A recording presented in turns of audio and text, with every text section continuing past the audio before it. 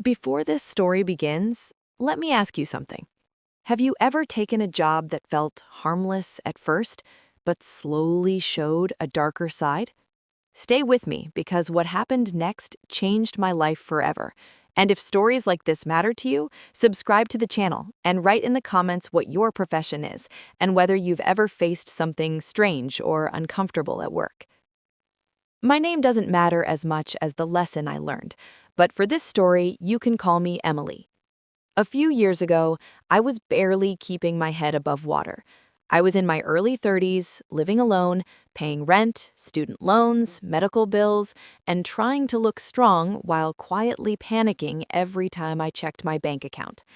I worked a regular daytime job, but it wasn't enough. I skipped meals, delayed payments, and told myself things would somehow improve. One evening, I met my old friend Rachel for coffee. We had known each other since college. She looked different, confident, well-dressed, calm. When I asked how she was doing, she smiled and said she'd found a job that finally paid well. She noticed my tired face and asked what was wrong. I told her the truth. I was drowning financially. Rachel leaned in and lowered her voice. She told me she worked at a nightclub. Not in the way people often assume, she quickly added. Her job was to dance on stage in elegant outfits, under bright lights, to music. No touching, no private situations, just performing. She said the money was good, the hours were short, and it helped her get back on her feet fast. At first, I laughed it off. A nightclub wasn't my world. But that night, lying in bed, staring at the ceiling, her words kept replaying in my head. Just dancing, she had said. Good money. A week later, after another overdue notice arrived in the mail, I called her back. She introduced me to the club director.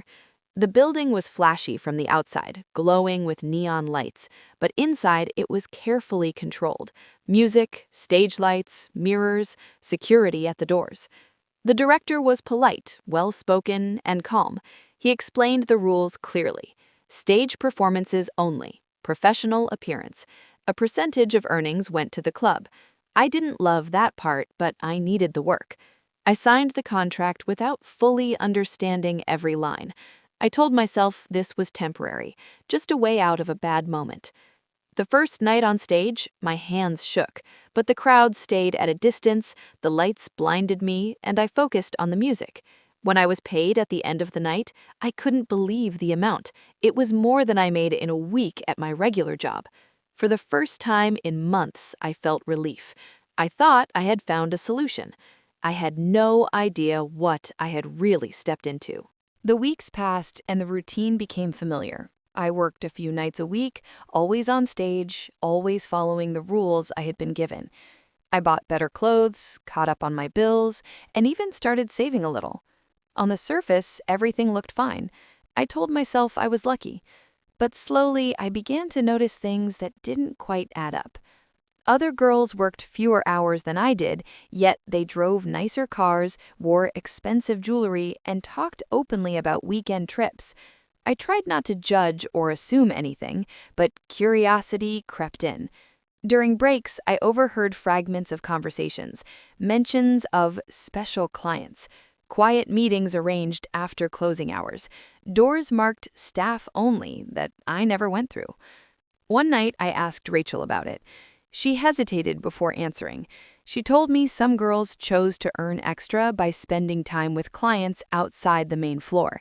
She said it was optional and that the director rewarded loyalty. Her tone suggested I shouldn't ask more questions. That's when I realized something else. Despite how much I earned, a large portion always went to the director. The percentage felt heavier every month. When I asked about it, I was told it was for protection, promotion, and opportunity.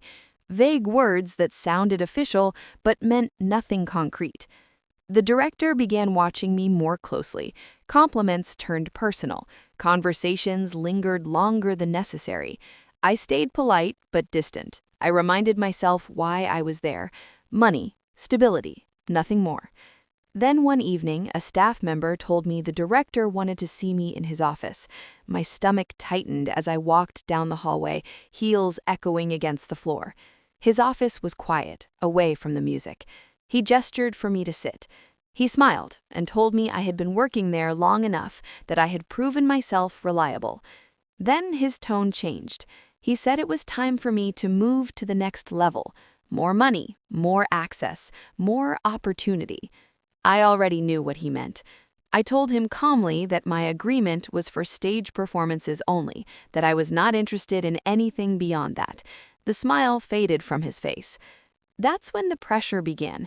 He reminded me that the club had my documents, that my contract had clauses I hadn't fully understood, that walking away wouldn't be as easy as I thought.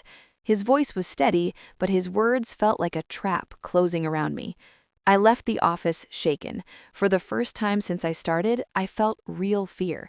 I realized I wasn't just an employee anymore. I was stuck in a situation I hadn't prepared for, and I knew something had to change, fast. That night, I couldn't sleep. I replayed every word from the director's office over and over. The more I thought about it, the clearer it became. This wasn't just about money or ambition, it was about control. The next evening, I was told not to go on stage. Instead, I was instructed to wait in a hotel room nearby. No explanation, just an address and a time. My hands trembled as I read the message.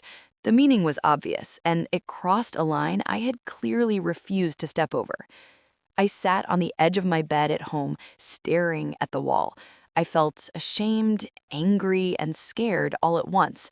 But beneath all that fear, something stronger began to grow: determination. I packed a small bag. My passport wasn't at home. My documents were still tied to the club. That realization hit me hard, but it didn't stop me. I knew if I stayed, things would only get worse.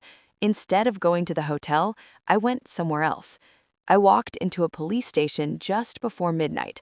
My voice shook as I explained everything, from the job offer to the threats, the withheld documents, and the pressure placed on me. I expected disbelief, judgment, but instead I was met with calm questions and careful listening. They told me I wasn't the first. Over the next hours, I gave statements, names, dates, and messages. Investigators showed me files that matched my experience almost exactly.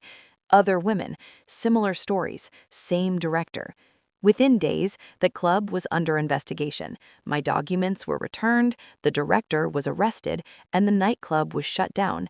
It turned out the operation had been under surveillance longer than I knew. My report helped move everything forward. When it was over, I felt exhausted but free. The money I had earned was almost gone by then, spent on rent and catching up on life. I didn't regret leaving. I regretted not trusting my instincts sooner. I found a new job, not glamorous, not high-paying, but honest. I worked regular hours with clear rules and mutual respect. No pressure, no fear. I learned that fast money often comes with hidden costs, and no amount of income is worth losing control over your own choices. Starting over wasn't easy. I had to rebuild not just my finances, but my sense of trust.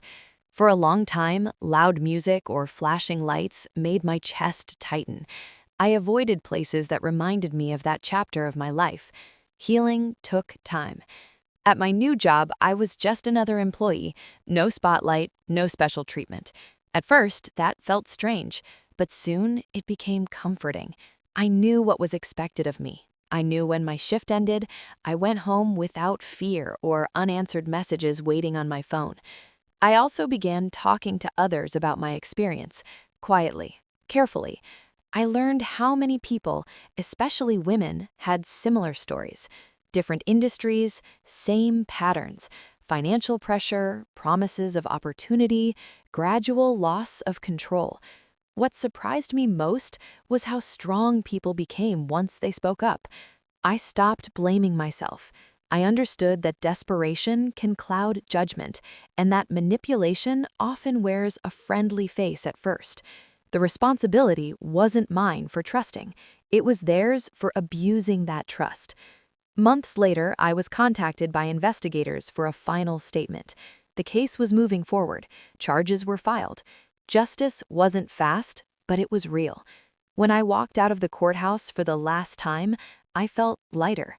Not because everything was perfect, but because I had chosen myself. Today, my life is quieter. I budget carefully, I work hard, I sleep peacefully.